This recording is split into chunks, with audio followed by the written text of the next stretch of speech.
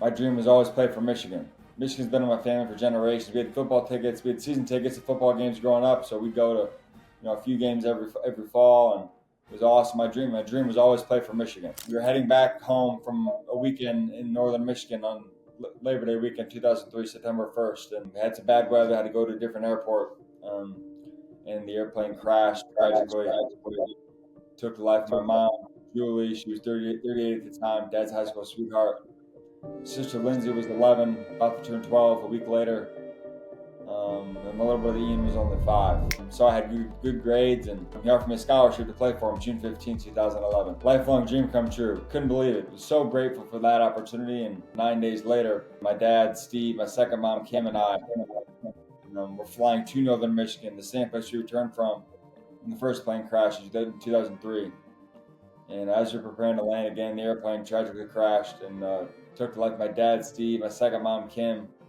You always need to remember we work for something bigger than ourselves, but it's in those really challenging times, right? That's where I look for it. Okay, didn't ask for this, wasn't hoping for it, obviously, but since it happened, man, what an opportunity to honor my family. What an opportunity I have to honor my family, right? Again, and I just think that, like, if we remember a greater purpose all the time, I think we'll always be willing to do what it takes. Hey guys, this is Brett Young, Taylor Young, and Rod Erb, and you're tuned in to the Be Extraordinary podcast with Urban Young. Real conversations about business, leadership, and personal development. Hey guys, welcome back to the show. We have a very special episode today. I would honestly say this might be the most impactful guest that we've ever had on the show. We've had the pleasure of meeting some extraordinary people from all over the world at this point. And the gentleman that you're going to hear from today is at the top of the list. Rod, I'll give it to you in a second to kind of give some preface of how you met this gentleman, but former athlete, Michigan sports legend at this point, for reasons that we'll talk about today, which is incredible. World-class motivational speaker all over the country. And I wrote down before we got in here, adversity warrior. I had the opportunity to watch the Sports Center special on you, Austin, and it just moves me. It moved me beyond words. And you're just a testament to someone who is just one of those people that inspires you. And no matter who you're around and where your story carries, it has this incredible impact, and it's touched me personally. So, Mr. Austin Hatch, thank you for being on the show today. We are honored to be in your presence and tickled to death that you would say yes to be on here and share your story today. So welcome. Thank you so much for having me. I really appreciate it, and I'm truly grateful for the opportunity to get to spend some time with you guys today. And I'm truly grateful. I think a lot of things in life come back to gratitude. Before we get started, one thing that I found, you'll probably hear a few pro-Michigan comments throughout our conversation here this morning. Doesn't necessarily, you don't need to be a Michigan grad to come to this conclusion, but what I found is that it's impossible to be grateful and negative at the same time, right? It's impossible to be truly grateful and very negative at the same time. Those two emotions can't coexist, Can't be in a beautiful state of gratitude and appreciation for the journey, for the opportunities you have, and also overwhelming negativity. So I'm not going to say gratitude would solve all the world's problems, but I think if the world had a little more gratitude, I think it'd be a better place. So thanks for having me on. So good. You walk the walk, man, on that. So, and by the way, for the listeners that are listening and not watching, we got Michigan gear in your honor today, man. So Rob is like, look, I got you guys unis. I know you went to UCF. I know you're a Kentucky guy, but today when you walk through here, go blue. It's the blue and maize. You are Michigan men today. We are Michigan men in the presence of the Michigan man. So that's right. Austin, I want to echo what Brett said, man, and just welcome you to the show. I've had the privilege of watching you speak a couple of times. We had a moment. You may not have known it was a moment, but I knew it was a moment before I saw you speak back in November. I approached you knowing you were getting ready to go on stage and just, introduce myself. And I figured that would kind of be it. And you engaged me and we had some conversation about where we're from and both being Michigan guys. And that moment never left me. just from the class you displayed. You're getting ready to go on stage, and I just wanted to come back for a quick handshake, and we must have stood there and talked for 10 or 15 minutes and made this connection. And it's crazy to me how fast that connection has blossomed. We're talking about a lot of things now, and I've had the privilege to see you speak again at the Ritchie Hockey, a little plug to the Ritchie Hockey Foundation. Saw you speak there and kind of send the guys off. What I'd like to do is give you an opportunity to share your story. Clearly, we've shared the clips, but to hear it in your own words, we'd like to give you that platform to share the story. And then we've got some questions that are really going to unpack your philosophies and your lessons and the credos that you've lived by to get to where you are and overcoming just, I can't even put it to words. Brett mentioned getting emotional. It makes me emotional just to watch you share your story in your own words, but then to truly watch you walk a talk that probably a lot of people would think, man, how does this guy do it? So if you wouldn't mind just kind of sharing your story with us, and we're going to give you the platform to do that and the space to do that. And then we've got some questions that hopefully we can connect some dots and leave the listener with some practical takeaways. So if you wouldn't mind, we'd love to give you the floor. Thanks for having me again. I really appreciate it. And my stories, which we'll get into here in a minute, but it's given me a unique opportunity, and I choose to look at adversity as opportunity. I try to look for the opportunity in everything, and I think, and I'm not going to say that's the right way to live life, but I just feel like if we always look for how we can use things to grow, use experiences that we have to get better and to get to where we want to be. I think it's a good way to live life. It's a good way to do business. For me now, not to get ahead of the story, but I'm married, have 2 kids. My wife is incredible, and I try my best to be a good husband and a good dad. But I've got growth opportunities, right? I've got a lot of growth opportunities, and so I'm always looking for how I can get better. And I just try to always look for the opportunity. So I have an incredible family in heaven, and I'm so grateful for them and their impact on my life and their continued impact on my life. And a lot. So my mom, Julie, incredible homemaker, everybody's best friend. She was the life of the party wherever she went. My sister Lindsay, 3 years older than me. She was a great dancer, great ballerina. Had so much. She was artistic in that way, very creative and it's athletic too. I mean, it's a different kind of athletic, but dancers are athletic and coordination's great and everything. And she was an awesome big sister, and little brother Ian, 3 years younger than me. So I was born. I think I was a early, and I was about 9 pounds 9 ounces, 24 inches. So I was pretty big. Not as big as our son Hudson, but I was big. And my brother Ian was a little, not little. So I'm 6'6". He would have been 6'3", 6'4", so not small, but we called him Mr. Big. He had a big heart. Just life was so good. My dad Steve is a doctor in Fort Wayne, Indiana, where we lived, and had a good little practice. He and a partner. And we also had a small family plane that we'd fly, a prop plane that we'd fly to go visit my grandparents and other family members, things like that. And we were heading back home from a weekend in northern Michigan on Labor Day weekend, 2003, September 1st. And as we were preparing to land in Fort Wayne, we had some bad weather, had to go to a different airport. And the airplane crashed tragically. Took the life of my mom, Julie. She was 38 at the time, dad's high school sweetheart. Sister Lindsay was 11, about to turn 12 a week later. And my little brother Ian was only 5. So devastating loss, obviously, incomprehensible loss. But, my dad and I did our best to keep living in the midst of that. And that's not something you ever get through. It's not like after years that's in the rearview mirror and you're not thinking about it. We thought about it every single day, of course, right? But we had to rebuild our life, and we did, and things were good. And my dad was remarried a couple years later. Great blended family. Didn't replace what we lost, obviously. Didn't replace what we lost, but it was great to have a mom and siblings at home again. And my dream was always play for Michigan. My mom went to Michigan, graduated class of '87.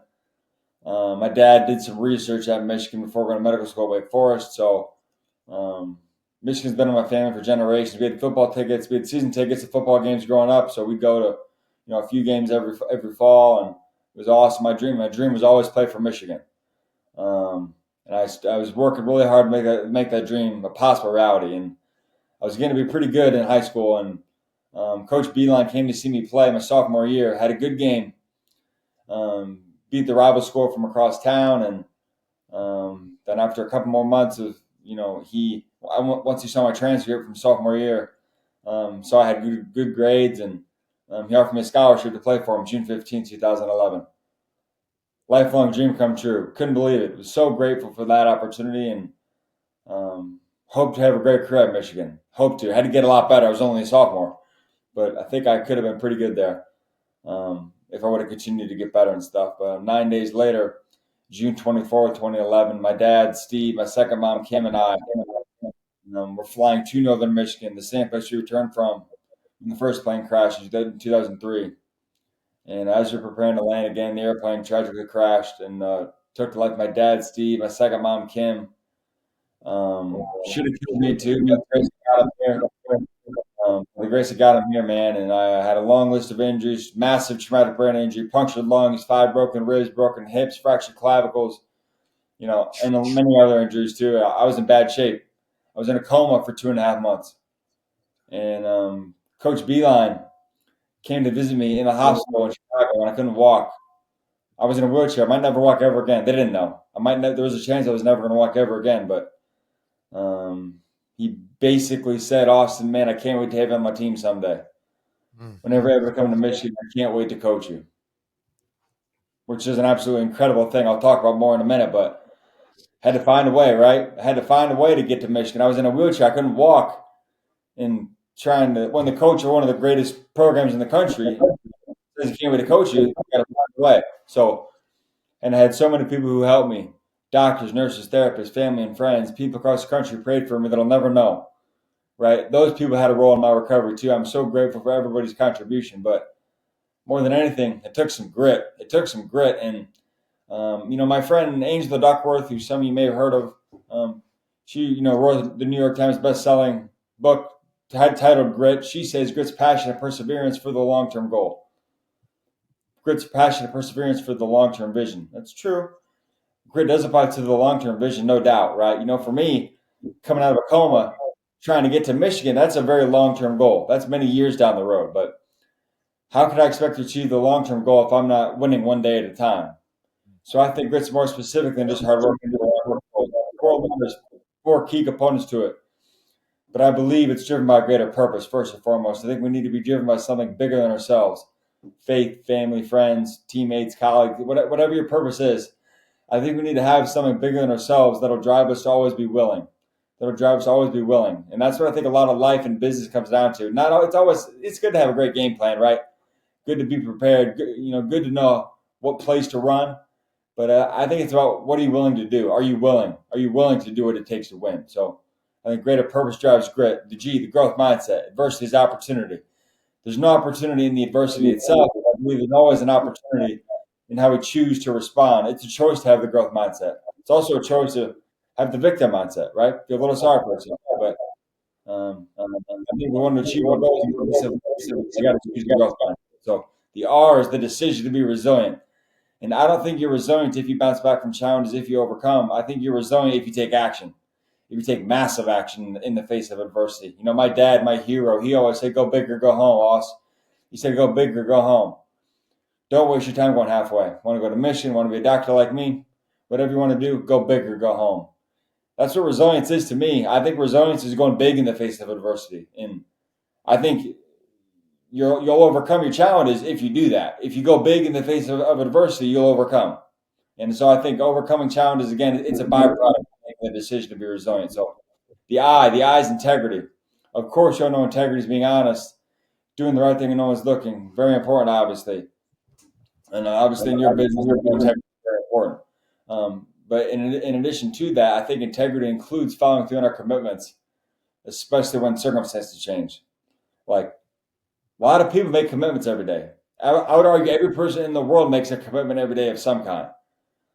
But there's not that same number of commitments made that there is commitments followed through on. right? Especially when circumstances change. So I think integrity is, I made this commitment to you. And it's like what Coach B did for me, right? He offered me a scholarship, and I was playing at a high level. He thought he would get ROI on his investment in me. The circumstances drastically changed 9 days later, but his follow through didn't. His follow through didn't. He didn't. He said, "I made a commitment, so I made a commitment." And I think, like, from an organizational, cultural, collaborative team perspective, right? If we can all do that, we can all have our follow through on our commitments, and not be based on the circumstance. So, last letter is T. T is the team first mentality. The team first mentality. Every person on the team has a role, and the role is very important. We don't all have the same role now, but every person on the team has a role, and the role is important. So I'm the all-time lowest scoring full scholarship athlete in program history at Michigan. We'll talk about this more in a few minutes, I think, but I couldn't play, but I had a role. So that's grit at a high level. Purpose-driven, growth mindset, decide to be resilient, live with integrity, follow through on our commitments. Lastly, have the team first mentality, be a great teammate. So, Wow. I don't even know where to start, Austin. But I'll start with acknowledging where you said it should start, and that's the greater purpose. And I'm curious as the sequencing of, the GRIT that you just mentioned. How do you connect to the greater purpose in the brokenness? Where did that start, and where did your greater purpose? Where did you feel like that started to impact your behavior, or was it always that way? Right? I think it's the greater purpose. I'm not going to say it's you always need it. I think you always need it, right? You always need to remember we work for something bigger than ourselves, but it's in those really challenging times, right? That's where I look for it. Okay, didn't ask for this, wasn't hoping for it, obviously, but since it happened, man, what an opportunity to honor my family. What an opportunity I have to honor my family, and also honor those who invested in me to support me out of the goodness of their heart. They got nothing from it. I mean, maybe they got some, personal gratification, or made them feel good that they were there for me when I needed it, but it wasn't for them. Like, they did it for me, and I felt like I owed it to them to do my best to go all in on my recovery and try to go big or go home, right? Again, and I just think that, like, if we remember a greater purpose all the time, I think we'll always be willing to do what it takes, right? Like, the road to recovery was hard. It was really hard. It was the actual recovery it was 2 or 3 years of really intense work. It was a grind, right? And I'm not going to say after 3 years I was good. The road to recovery continues, and it still continues to this day in a way, right? It still continues to this day. I'm never there. That's kind of just my attitude in life. But I think, just when I remember the greater purpose, I think about my family in heaven, think about my dad, think about my mom and sister and brother, and I'm like, man, like, I want to make them proud, and I don't think they'd be proud. They're not proud of what I've been able to achieve necessarily or overcome necessarily. I think they're proud of the effort. I think more people celebrate the effort, celebrate the work, and the as a dad, especially now, I'm a young dad. It's like, that's what I know. Obviously, our kids are young, but I want to celebrate and praise the effort, praise the work. Austin, I got a question on that. I just, going back to, obviously the visualization of that is just hard to comprehend. When you're laying there and you're in a coma for 2 months plus, you come to, when is that moment where you have to reach for that purpose? Was it always there? Did you have to manufacture it? Did it come organically? We're all humans, so there's doubt, and there's that emotional side that we have to be aware of and mitigate against. But, like, did that just come to you? Was it always there, or did you pull that into your space in order to give yourself the energy to be able to take one step forward? I mean, you're going from not being able to walk to being able to check into Michigan and, make that bucket, which I get to watch on SportsCenter, which was so unbelievable. I got goosebumps now thinking about it. But when you're facing that adversity and the emotions are high and you're in it, right? You're in it. Maybe if you could speak on that, as far as, how that came and how that evolved. Yeah, I think it's sometimes, when you're in the really thick of it, it's not really something that you consciously think of so much as, but it's just like, I think kind of the way, and this also goes back to, something my dad and I, so in responding to the first accident, my dad and I, like, the way my dad led me through that, and the way we celebrated, and honored and remembered our family in heaven, and yeah, that definitely stuck with me. Even and then after the second one, when, God forbid, I mean, it happened again, right? I watched how my dad responded to the first one, which I can't imagine, right? Like, I'm a young dad now. As I said, we have two kids under about 28 months, so we're in the thick of it, right? But like, and I don't know how my dad did it from a fatherhood perspective, how he somehow managed to lead me through that and keep things like looking forward and not. I mean, he was with my mom for 20 years. They were high school sweethearts. He took her to prom when she was a sophomore in high school, and he was with her 20 years, like, literally. So she had just turned 16. He took her to prom or homecoming or whatever, right? And then that must have been in May of her sophomore year of high school. And they were together 20 years from that point on until she tragically passed away. So I can't imagine what it's like for my dad. Like, my wife and I have been together 10 years, been married almost 7. And it's like, obviously, and we have 2 kids now. It's like, I can't imagine. And, but we talked about it. Like, it's just, and I think that's a real thing. Like, we talked about it. We talked about honoring our family. We talked about, how we're going to see them again someday. And it's like, I want to make them proud. And to this day now, it's like, obviously that applied to my recovery. It applies now more, even more, like, as a dad, as a husband, as a parent, like, I still want to honor my family every single day and make them proud. And, yeah, I think it's, just, yeah, maybe it's not in the forefront of your mind like every day. I don't wake up my recovery didn't wake up every day. Yeah, I want to honor my family today by how I respond. But you just kind of set a standard for your life of like how you live, right? And then I think once you start doing that consistently, I feel like things just, good things happen, and you keep doing the right thing. Austin, I want to ask a follow-up to that. I imagine, I kind of, you talk about visualizing it, right? I think, Austin, you wake up, you get the news, you understand kind of where you're at and what's going on. And then this 2-3 year recovery period starts.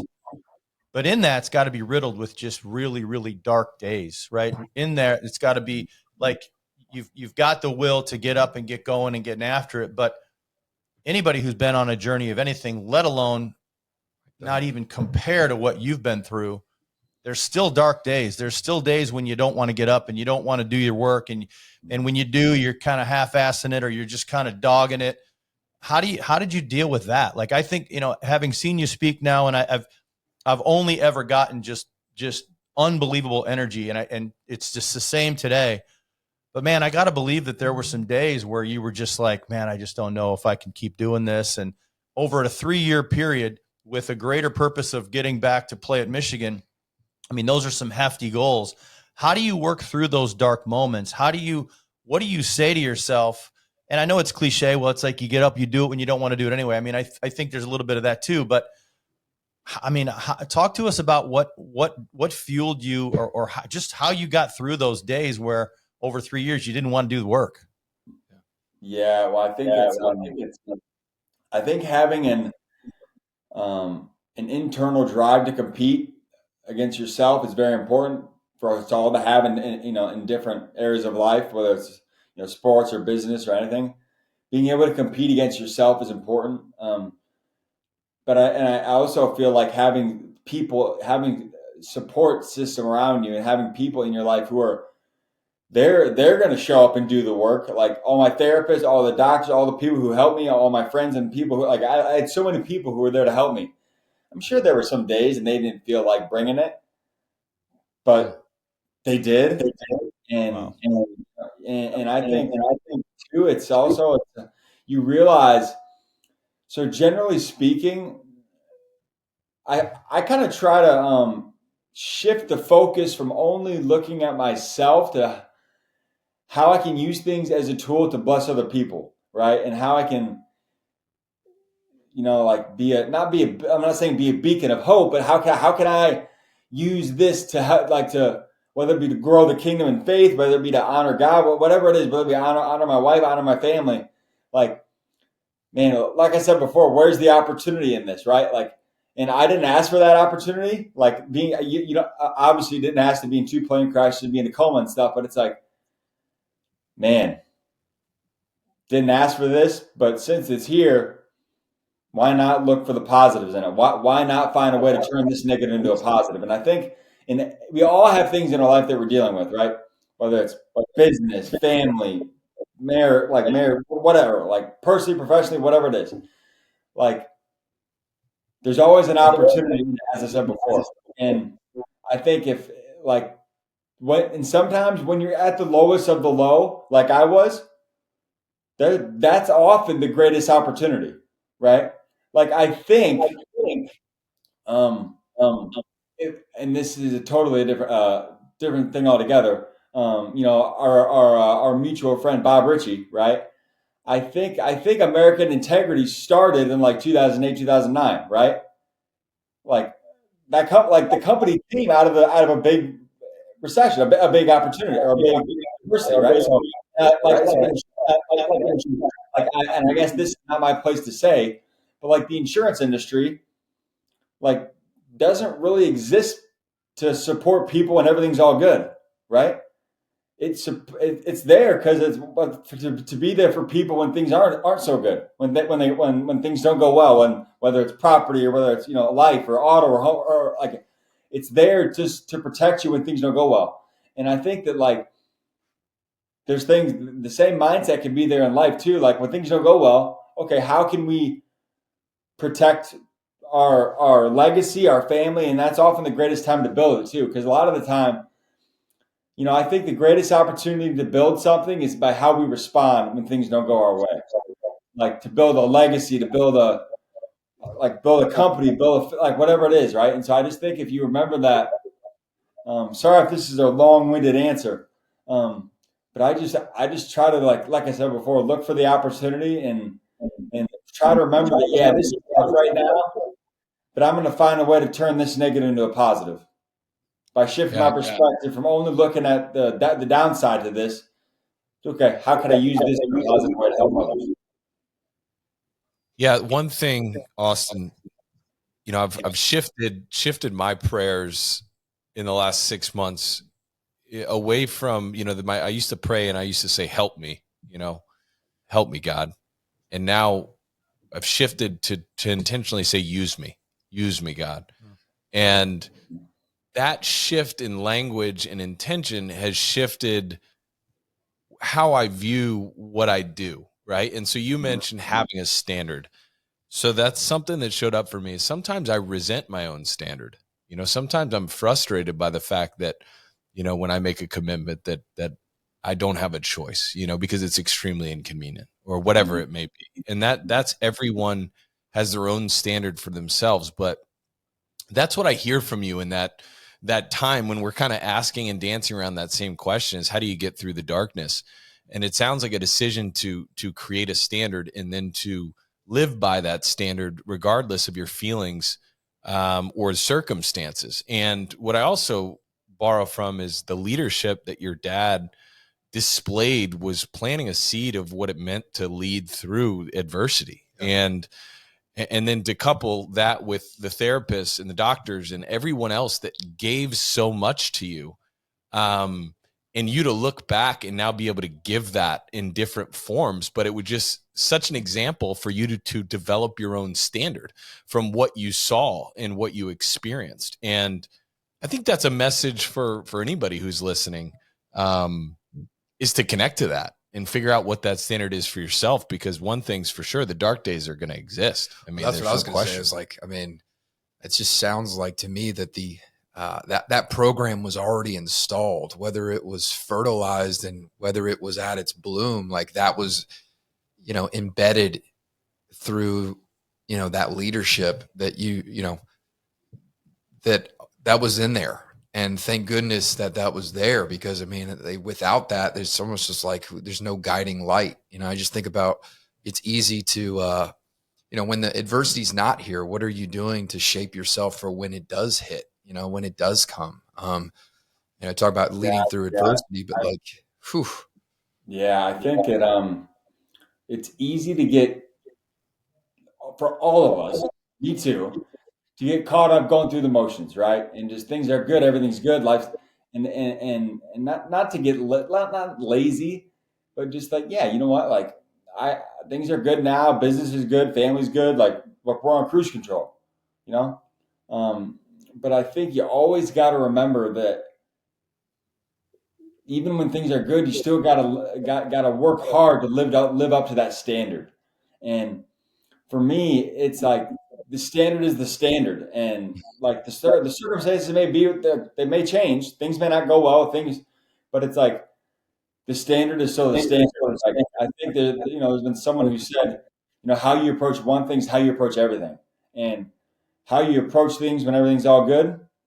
That's important. It's important to work hard even when you're winning, but you also got to have that same kind of work ethic when things don't go well and you're discouraged. So I think, yeah, just setting a standard and holding yourself very accountable to it, and holding yourself accountable to it, not just because, not for me. I mean, obviously, it is like the standard is for us as men, as individuals, as business people.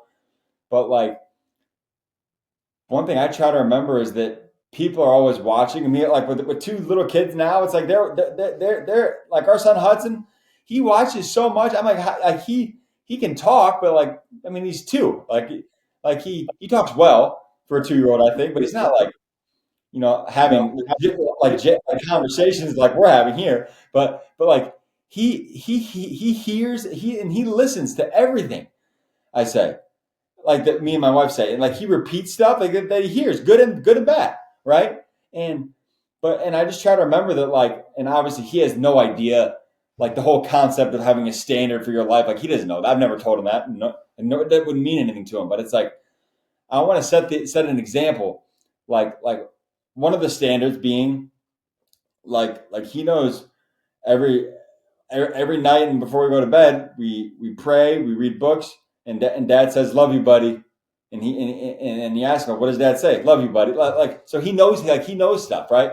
And I want to make sure that, like, I'm always doing my best to set an example like that will be like worthy of, I'm not saying worthy of replicating, worthy of paying attention to, because like he's like I said, he's two, but like he's paying attention to how I treat his mom, right? And how I mean, his sister, like they're paying attention, and I feel like if that part of my standard for living is because like my family, kids, they're always paying attention, and I just want to remember that. Yeah, the one thing too, I don't know if you agree with this, but I also think once you set that standard, it relieves some of the pressure and the uncertainty around it. Meaning, there's so much that happens in life, right? And you know that as a parent. I mean, there's good days, there's bad days, and different days, whatever it is. But once you commit to the standard, it kind of relieves the pressure, or we always refer to it as the illusion of choice. So here we are talking about, how you deal with the dark days and getting up and getting through it. But the good news is kind of once you set that standard, like it is what it is. You already made the commitment to yourself. You've already had the day of decision. So now I just need to go act accordingly to my standard. And so you know, when you talk and about put people around you to hold you accountable. I think about just all the people surrounding him. I think about environment, right? You immerse yourself in an environment where it makes it even more less of a choice. Mm-hmm. You know, I think that's a very applicable in anybody trying to do anything special. And you choose to do that, right? You choose to get leverage on yourself, knowing that there's going to be tough days. Actually, inherently, there's tough days. If there weren't tough days, then it wouldn't be what you signed up for. So it's kind of wild when to hear you talk is, I know for me is when I'm living to a standard, I have less anxiety.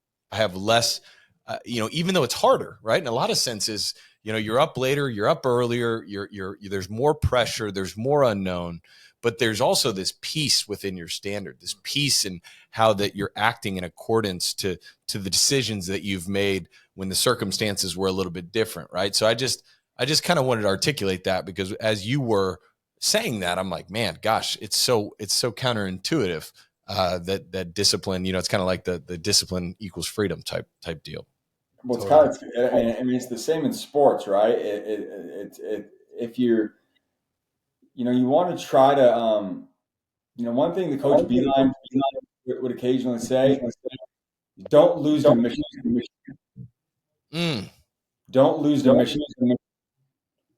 And the way, obviously, like, you're not going to execute every play perfectly. You're not going to run the scouting report perfect. You're not going to be perfect. But it's like not playing hard, being lazy on defense, turning the ball over, making careless plays, not being in the game mentally, right? Like, not being fully engaged in the game plan. Like, that's how you lose to Michigan, you know? Mm-hmm. And I think, like, in business, it's like, it's in life, it's the same thing. It's like for our family, as a young dad, not being, and look, I have to travel, like I'm sure we all do. We all have business stuff, and we're gone, and, you know, but like not being, and this is maybe this is not really a legitimate point to make here, but like as a dad, like the way I don't want to lose to Austin. The way I lose in that situation is like not being present, not being involved. Like when I'm home, I want my kids to know, like, I'm fully there. I'm not like partway there, you know, doing stuff on my phone, answering email. Like, yeah, like when Hudson and I, when I'm with him, it's Daddy Hudson time. When he's with his mom, it's Mommy Hudson time. And like, I just try to be fully present wherever I am. And I think the way it kind of goes back to like recovering, overcoming challenges, or getting perseverance, or whatever we're talking about here. Like, I think just the ability to be fully present in the moment, wherever you are, is a great ability to have. Just be fully invested in right where we are. Like, and if it's in this conversation, great. Obviously, I'm doing my best to be here, but be fully present in this moment. Be fully present, you know, when I'm speaking, not be somewhere else mentally. Be fully there. Like when I'm, you know, when I'm with my family, like I want to be fully there. And I think having that ability to kind of tune out distractions, and especially when that comes to overcoming challenges, it's like remembering what's important now, right? Like the whole win thing. What's important now? Like, and just being fully invested and fully engaged right where we are. Oh, like honoring the possession, man, honoring the task in front of you. Sure. Yeah, for sure. Austin, you bring up Coach Beeline, and I think to myself, you know, your fourth component of grit being teamwork. How did Coach Beeline, how did the University of Michigan basketball program shape your approach to teamwork? Curious about that. I've heard you speak on it, and I think it's really going to be practical for the listener. Yeah, well, like I said, so when I accept the scholarship as a sophomore in high school, I think I'm going to have a pretty good chance to help the team win on the court, right? Hope to.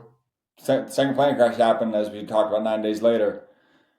Took away all my ability, basically. But I was blessed to be able to make a pretty good recovery and find a way to make it to Michigan and be a part of the team and everything. I wasn't a star of the team. I'm actually in the record books at Michigan as the all-time lowest scoring full scholarship athlete in program history at Michigan.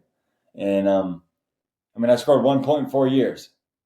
I'm definitely the all-time lowest scoring full scholarship athlete. And I'd probably be in the record books at UCF too, to be honest. I don't know that there's a guy that was on a full ride 4 years and scored less than 1 point. But, you know, like I said before, I was on the team, so I had a role. And if it's what the team needs, it's what the team needs, right? And I think that just learning to be a great teammate in whatever area of life that is, whether it's sports or business or family or anything. Like, I think the ability just to be a great teammate and take pride in the role that the team needs you to fill, I think that's a pretty good way to increase the probability of success, however you choose to define it. That's really, so this is a whole different thing. But what I really try to do in life, and kind of how we talked about, is increase my probability of success, right? Because nothing's guaranteed. Very few things in life are guaranteed. But if just increase the probability, right? Like in sports, there's nothing you can do that guarantees you're going to win every game. But you can increase the probability by preparing well for other team, by having a good scouting report, by playing hard, executing. In business, there's things we can do to increase the probability of success. Be very well prepared, be disciplined, attention to detail, go above and beyond, do the extra work that nobody else wants to do or nobody else is probably doing. If you do that, you're going to put yourself in a pretty good chance to win. So, like, there's things that we can do in life to increase the probability of success. And like, I just try to do those things. And as a teammate, there's nothing that anybody on my team. I've got about 6 or 8 teammates in the NBA now, really good players. Nothing they could do to guarantee they would win the game, but just play hard, play smart, do your best to execute the game plan. And like, I had a unique role. I couldn't help on the court, but if I could fill my role well, or at least to the best of my ability, that's going to increase the probability of success, because it's like a rising tide lifts all boats every day of the week, right? There's no way it can't. And if any one of us on the team is bringing a little extra to fill our role a little bit better, there's no way it can't help everybody else be a little bit better too. So I just think, you talk about being a four-year full ride scholarship, and it's like at a program where it's like losing is not an option, right? We want to contend every year. And I just think to myself, at the time, could you even fathom how important your role was? You're on a team where a coach is looking for some return. You said yourself, it can't be necessarily on the floor scoring baskets or having good defensive, stands. It's like, the premium on attitude in the locker room, the premium on how you talked around your teammates, the premium around how your teammates saw you working hard. I just think that, there's so many, you could call them intangibles because it didn't put points on the board. But I mean, the value that had to deliver to the team, I can't stop but think about, you're still there. You're still contending at a high level. Your senior year, you guys make it to the championship game. Like, you had to be delivering some big time value. And I just want to, stop on that and acknowledge that, because, I think that can be lost pretty quick if you're talking about something, as important as that. I was going to ask that selfishly. I was going to ask, like, tactically, like, what I hear I just hear a team first is the team is more important than me, and whatever position and whatever my role is to help the team, I take pride and I'm excited to be able to fill that instead of, quote unquote personal achievement. And I think I have watched and we've all played with players that don't necessarily have that same philosophy. And then you've played with guys that they just embody that fully. And it's so different. I just wanted to ask you, Austin, take us back. What are some things maybe that you could point to that maybe you saw an opportunity to, because I know the competitor inside of you is thinking, man, I want to deliver value here. Right. Like, so what were some of those things that you did and how they made an impact on your teammates? Yeah, well, I think I can't obviously speak to the exact impact it made on my teammates, but I think I added value. I think I made a positive impact, and the way the energy you bring to the locker room, right? Yeah, because one of my coaches early on in my time at Michigan, Laval Jordan was his name. He said there's 2 kinds of people in the world. There's energy givers and energy drainers. And if you're not bringing energy to the gym every day, you're draining it just by being there. There's 2 kinds of people, right? There's no medium. It's either you're bringing energy or you're not. And I think, maybe, and if my teammates saw me as a guy that was working hard and trying to bring energy, like, hey man, if that guy can do it, why can't I? And I just try to be positive and encouraging, build people up, and like whether if it was shagging balls in practice, helping with drills, rebounding and shoot around, before games, playing dummy defense, just I was basically like like a team manager for 4 years, and it was more than that, obviously, but like that was basically my role. And and it was going on road trips, like helping however I could help. And I think for me, I just wanted to find some way to contribute something, right? And I don't want to just be there at Michigan. I wanted to actually make an impact. So while it was small, I mean, it wasn't. I scored 1 point in 4 years. So I mean, you went to the national championship. Yeah, but like I didn't have a role in like at least on the court production in getting us there. And it's like one of you said earlier, like the intangibles, right? Like because like the intangibles are very important in How sports. how important was the conversation about the culture around that team? What was it talked about? Was it understood? Because all I hear is culture, and all I hear is somebody who's the engine and driver, and someone who wants to continue to throw coals into the flame, to continue to adopt and adapt and encourage a specific set of behaviors. How was that articulated in regards to just the team at that time when you guys were running so hard? Yeah, well, that's Coach Beeline. It's all him. Obviously, him and the other coaches. It starts at the top, right? And the stuff he would constantly reinforce to us. Things like do the right thing because it's the right thing to do. Just do the next right thing. Like as students, as friends, as men, as athletes, like just do the next right thing, make the next right play. Like just do the next right thing. And he always said just do the right thing because it's the right thing to do. And you look at what he did for me, and I think my teammates obviously noticed this. I'm sure they saw how he honored his commitment to me and stuff. Because here's the thing, he didn't have to. He did not have to. I hadn't signed anything. There was no official documents. He didn't have to do it, but he did the right thing because it was the right thing to do. And who couldn't or who wouldn't want to play their what off for a man that shows he cares that much about us as people, right? And I think it all kind of comes back to Coach Beeline's definition of leadership when he says a leader is someone who's very humble yet very confident, and who others will follow because that leader has shown over a long period of time that he or she genuinely cares about those he's leading. Genuinely cares about them, right? Obviously, the results matter. I'm not saying they don't. But again, kind of with resilience, resilience is taking massive action, and overcoming your challenge is a byproduct of being resilient, right? Byproduct of being an effective leader is when your people know that you care about them, right? Because if they don't, who wants to work their tail off for someone that doesn't care about them, right? And Coach, he didn't say, "Hey, I'm caring about you guys because I want you to play as hard as you can." He didn't say that. That's what happens when a leader knows you care about them. They'll give their blood and sweat and tears to help you achieve your goals and help the program achieve its vision. So I think that, I just think the way Coach Beeline led the program, I think it's a model for how any high-level program should be run.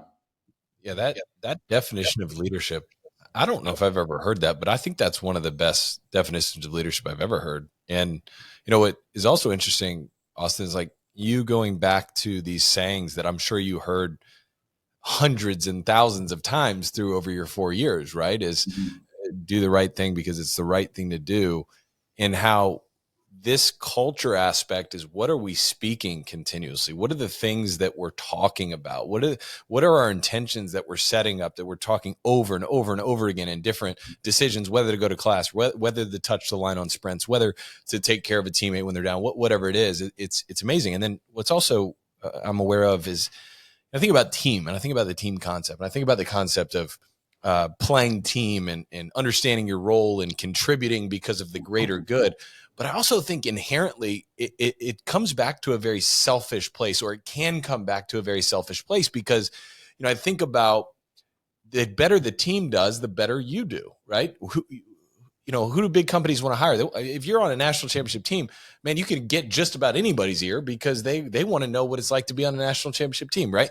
And whether that's right, wrong, or indifferent, it's the way it is, right? So, and I think about your story and how you wouldn't choose it, but it is your story and you're using it. And then I think about how it's so amplified from the decision to be on that team and to get that platform, and then to go on Sports Center and the ripple effect of, this exposure of what the team did and then how it beautifully supported your story and what you're doing now. So a little bit of a long-winded rabbit hole, but I'm just aware that, checking it down and doing what is best for the team can also come from a selfish place, knowing that that is what is best for you.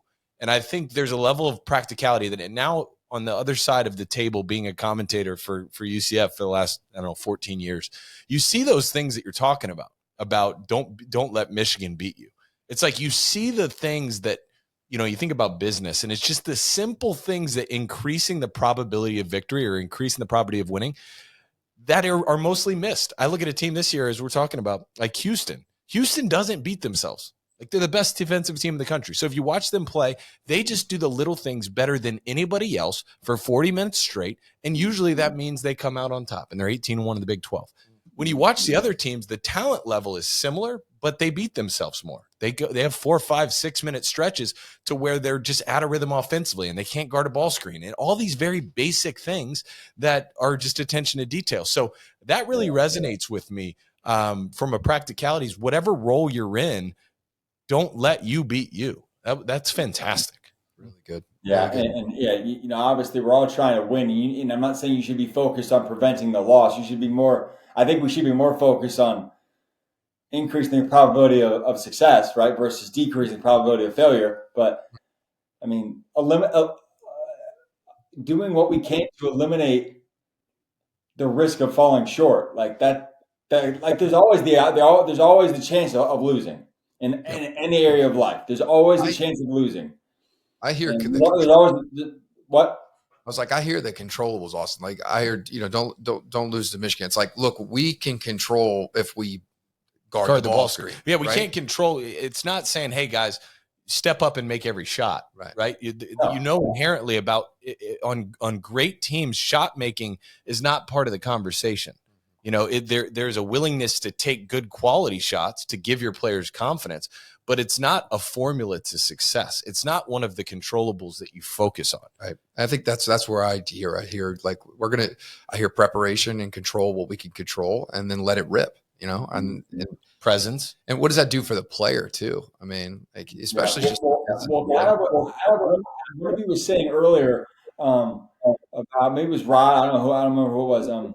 About like when you have like that standard, if you're living to the standard, it kind of you can kind of live freely because it's like the stuff's going to happen. But if I'm living this way, okay, like it's kind of like in sports. Like if you play as hard as you can and you prepare really well and execute really well, and the other team beats you, you got to take your hat off and just say good game. But like, and I feel like in life, like the same is true. If we prepare as best as we can, pay attention to detail, execute the little things, right?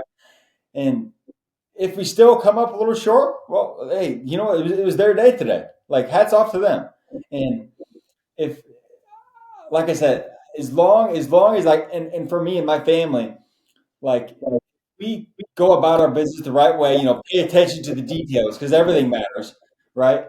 Do the little things well, and if we still don't get to where we want to be, okay, well, we did it. We did our best to control the controllables, and if that's not enough, sometimes it's just not going to be enough. Like in Michigan, I didn't know if I was going to make it to Michigan, but it's like you just control, and try to give yourself the best chance. It's kind of one of the other things I learned from one of my coaches at Michigan. He always said, he was the defensive guy, freshman and sophomore year, and he always said, "Be in position to be in position." Right?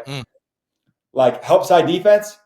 You can't be if you're 6 feet out of position originally, you're never going to be able to get to the right position to help your teammate out. So you got to be in the right help side position to be able to get to the right position to help your team, right? So it's like in business too. It's like, okay, well, what are things that I can do to put myself in position so that when the opportunity comes, I'm ready to take advantage of it. Come on. How good is that? Come on. Ah, it's so good. Hey, you're just playing a different game, right? I wrote this earlier in the conversation. You said, I'm proud of the effort, not the achievement. So no matter what the achievement is, I get the benefit anyway. If I give it my all, if I give it my effort, the reality is I'm anchoring my success in the effort that I give, not in how the result turns out. And so like that is such a different way to play the game at any level, especially in business. I mean, sports and business are so great because they have just so many metaphors and so many similarities. You know, I look at somebody who doesn't get the promotion, somebody that does get the promotion, right? You know, that's out of your control. You know, that's the uncontrollable. But being in position to get tapped on the shoulder, well, that is damn well in your control. And there's a lot of, you know, there's just so many individuals that I've watched over the years that they're not even in a position to be offered that position. And they don't even know it. They're not even aware of it. And it's, you know, just such a good metaphor. Austin, I'm curious, when did you start speaking across the country? Like when did that happen? Did somebody, that's obviously a big calling for you. Did it happen organically? Was it something that you were called to do after you played? Maybe walk us through how that evolved, because obviously you're speaking with the JP Morgans of the world. You're speaking with big conglomerates all over the country now, which obviously, you know, with just who you are, it makes total sense. But how did that come about? Great question. Yeah. So it was April of 2016, April of my sophomore year at Michigan. And there's a charity in Fort Wayne, Indiana, where I'm from, called Aaron's House. And it's an organization that, you know, helps like families that, you know, lose one of the parents or lose a child. It's really great work what they do. I never went to them. Like obviously I lost, you know, tragically my mom and siblings when I was young. So they help people like me, who families like mine who experienced loss at an early age, and just offering, you know, grief services and support and counseling and stuff like that. And really great, a great organization. Like I said, I never went there, but I believe in what they do, obviously. And they asked me to speak at a fundraiser. Yeah, like I said, April of 2016. I've never spoken before. If the presentation was recorded and I could see it now, I'd probably be like, that's probably the worst presentation that's ever been given. But that was the first time I spoke. I kind of shared, and obviously being from Fort Wayne, and a lot of my family friends were there in attendance and who were involved in the organization. And that was so that kind of sparked the plug, so to speak. And it was cool. I spoke there once. Great feedback. You know, it was just thought, man, this is really cool. And then got asked to speak a few more times throughout college, and didn't plan on doing this for a career, but I worked in the corporate world at Domino's for a couple of years, Pete's company in Ann Arbor. Great company, obviously, but you know, felt I was called to do more, and I kept getting asked to speak when I was there. And my boss at Domino's, great guy, he would like let me have free days to go speak. He's like, take care of your work here, man, do your thing. Totally cool with it. I know this is kind of part of your bigger purpose. We all know that. And then after, a year of that, he was just kind of like, you know, hey man, like, this is great. I love having you here, but you know, can't continue the special treatment forever. And it was kind of a mutually understood thing that like, this is what I wanted to do, but I kind of needed to be pushed out like gently. They say like, go do your thing, you know, which is an amazing thing. And from a leadership standpoint, also, like I think he saw that there was an opportunity for me to do something bigger and make a bigger impact. And so it's kind of a mutual separation between me and Domino's, and it was going good. And started speaking right before COVID. So leaving a stable corporate job in November of 2019. It was a great time to start an entrepreneurial thing. Obviously we all know what happened in March of 2020. But like I said, there's the opportunity. How can I use this?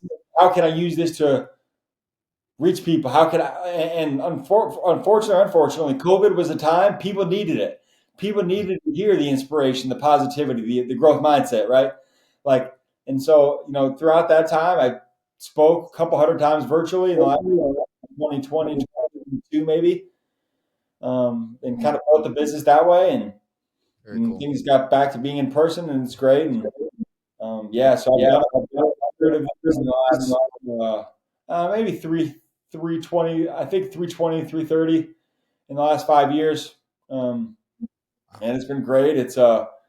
I love it. I get the same pregame rush before every time I take the stage. It's like, it's so cool. I can't believe I get to do this for a living and inspire people. And hopefully, my goal everywhere I go is to, try to leave people in places just a little bit better than I found them. All right. That's my goal. And so I feel like some presentations I do more than others. I'm not going to say I hit every presentation out of the park, but that's one thing I learned from my dad. And he never told this to me, but he just did it by how he lived his life. He just always lived better than he found him, wherever he went. And I feel like that's a great way to live life. It's a great standard for me. It's part of my standard for life. For me, it's just honor God, respect everyone, leave things better than you found them. And I feel like if I do that, how about things that? are going to happen. That's so good that you guys have connected, man. I love that. This guy has just sung your praises for the last couple weeks, and for obvious reason, but that's really cool. There's only one person that I know that has ever said that, and that is Mr. Rod Erb that you're sitting next to. Leave it better than you found it. Lead it better than you found it. Right? That's a culture thing. Really cool. He's done an incredible job of making an impact on my life and Taylor's life and anybody else in here. So, well, man, I have one more. I'm sorry I'm hogging this. I have one more question for you, Austin, and then I promise I'll shut up. But this level of impact that you get to live out, this mission-driven, purpose-driven life that you're now, this seed that was installed from your dad, that now you have blossomed and lived out, that you now are getting to install into other people's lives, which I have goosebumps all over again. I mean, it's such an incredible, it's just, it's got God's hand all over it. It's amazing. Is there a situation? Is there a story? Is there something that you could share with us that's maybe your most impactful situation that you've ever had when you've come off stage, or you've been on stage, or you've been at a conference, that you privately went back to your hotel room, or you're privately walking away and go, wow, this is making a difference? It's I don't know that it's been any one presentation that's no one sticks out more than the others necessarily, but it's just, I can't believe I get to do this for a living. I can't believe that, like, there's people that obviously I understand, like, the value companies see in it and what I do, but I still, it's like, it's such a blessing, man. And I'm just so grateful for it. And, every time, whether it's, speak to audience of 200 or 2,000, right? And I try to, you always get the people that come up afterwards, come up after meeting, and it's just like, I can't believe, like, the life that we're living, the life that my wife and my family and I are building for ourselves. And I just think about my dad every time I speak. My whole family every time I speak. Obviously, but I think about the story, and I tell this story when I speak about. And like I said before, my goal is to leave people better than I found them everywhere I go, right? And the story about McDonald's. You guys remember this story from hearing me speak, but so my dad would drive carpool 2 days a week, Wednesday and Friday, from about 2005 or 2011, before I could drive myself to school, before the spring of 2011, before I could drive. And the guy who worked at the pickup window at McDonald's was a guy named Josiah. Josiah was always there Wednesday and Friday whenever we'd go. And instead of just getting the food and driving away, my dad, he would just take an extra 2 or 3 seconds and just tell Josiah, I appreciate you, praying for you and your family, man. Make it a great day. Look forward to seeing you next time. Like, you'll be in my prayers. Like, a super small thing. Took no effort, right?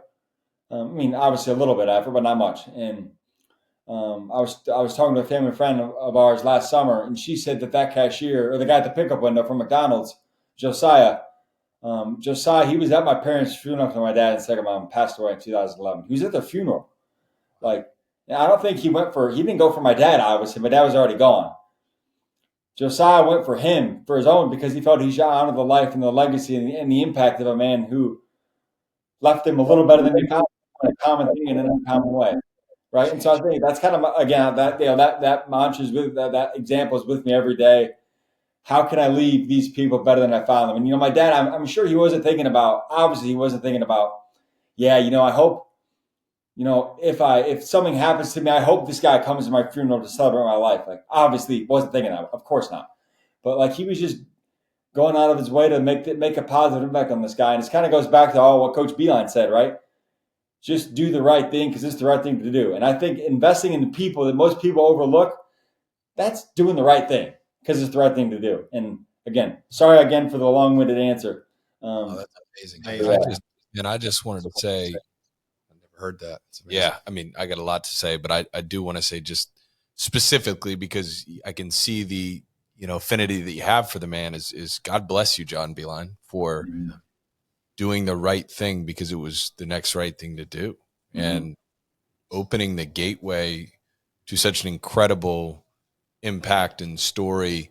And I can see you refer back to it often because you have this humility and gratitude of this opportunity that was given. And I just think it's rare. I think it's rare. And as much in hindsight, it makes sense. I think in the moment, he operated from a philosophy of doing the right thing because it was the right thing to do. And that drove him to ultimately the decision that he thought was best, not knowing what impact and ripple effect that it would have. And I think about the same with your dad is doing the right thing, saying, I'm praying for you and asking how you're doing and taking that extra 3 minutes. He had no idea what the ripple effect of what that could be. And I just think about you in this position with such the platform. And I even think you probably have no idea to hear the humility of you saying, I can't believe I get to do this. There's no quantification of knowing what ripple effect this will have on the world, on the culture, and certainly what it's meant to the three of us. So anyway, thank you, man. Yeah, totally. Yeah, thank you very much. I appreciate it. And yeah, I'm so blessed. I'm so grateful. I obviously a lot's come from, lost a lot, with the accidents and everything, but I can't believe the life that we're building and the family that we have. And I can't believe that like I said before, I can't believe that I get to just share a little bit about my journey and impact people in a positive way. Like it's just such a blessing to be able to do. And I, kind of, maybe I made this point earlier, and this is not a self-promotional thing or anything, but I think a lot of things in life come back to gratitude. You could argue everything in life could come back to gratitude. Obviously, there's more stuff than just gratitude, but it's like you'll never meet someone who's like when I said before, you can't be grateful and negative at the same time.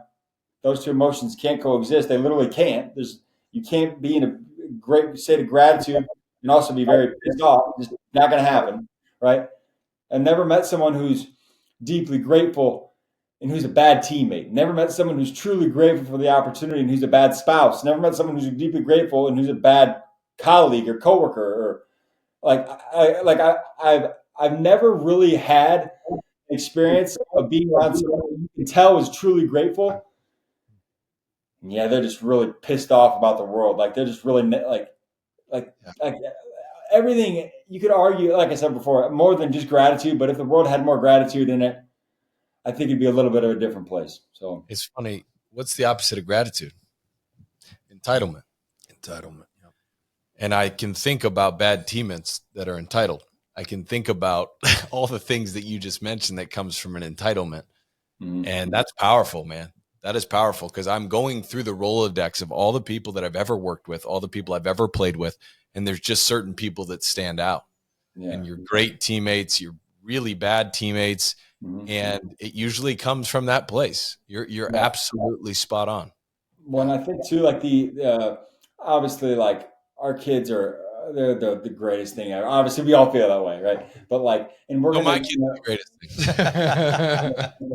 we're gonna obviously give our kids all the tools they need to be successful. And can't prepare the path for our kids. We got to prepare the kids for the path, right? That's kind of our motto. And wow, it's like and like they're gonna have they're gonna be spoiled in some way by the love and attention and affection they get and everything. But like, and they're gonna have access to. I'm not gonna say whatever they want, but like they'll be able to have nice stuff. They'll be able to, and they have to work for everything. Nothing's given. Like we gotta want to teach them that they work for stuff. And I think just want to do everything we can to combat the entitlement trap. Like, yeah, like mommy and mom works for she works really hard to make this life possible for us, right? Dad's doing his best to work hard to make this life possible. Like, I don't want to say you don't deserve this because you are who you are. I mean, you do because you're our son or you're our daughter.